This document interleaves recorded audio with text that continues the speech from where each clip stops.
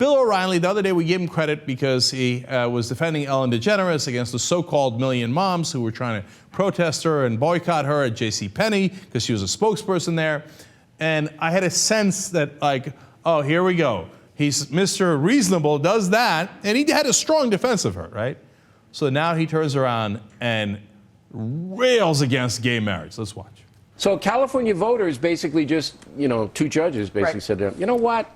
I don't really care about you. Well, what you want really doesn't matter because we say this is unconstitutional to deny gays the right to marry. Do you have a right to be married, Will? Do you have a right to be married? A constitutional right? No, it's regulated by the states. But let me just No. You just answered the question honestly. Yes. You don't have a right to be married. No. That's not a right. No, it's a benefit procured by the state. But from the jump, it's not a right guaranteed by anything. It's not a right, but it was given in California. It was a benefit that was bestowed on what these two judges are saying by the courts. You can't do that. That's what they.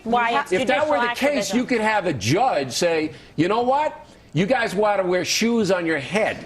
I'm bestowing that's best for everybody. You can't do that. That's tyranny. You can't treat people differently. That's right. If it is a constitutional right. Right. But marriage is not a constitutional right. All right, so that's fantastic. First of all, the way he speaks is hilarious. We don't care what you.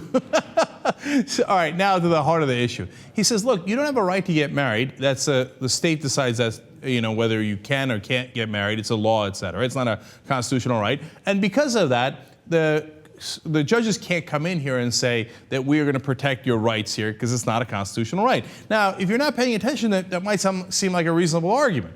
But let me break it down for you, okay? And he says, look, the people of California have decided. Again, might seem reasonable. Now, let me break it down. Back in the day, they made the same exact argument for segregation. Do you have a right to drink at a water fountain? Of course not. What do you mean? Like, what do we have to put water fountains everywhere for you? Because that's a constitutional right? The founding fathers didn't even have water fountains. Of course you don't have a right, so-called right, to drink at a water fountain. But if there are water fountains, the Supreme Court said, they can't be segregated to white ones and black ones. You just have to have one general one. And people back then said, this is not a constitutional right. Of course we can keep colored people to their own pools and water fountains and restaurants, etc., and not allow them in the white places. Don't be ridiculous. That's not a constitutional right. Besides which, the people of South Carolina have decided. What are these activist judges coming in here and telling us what we can and can't do? We have a democracy here. It's the same exact argument.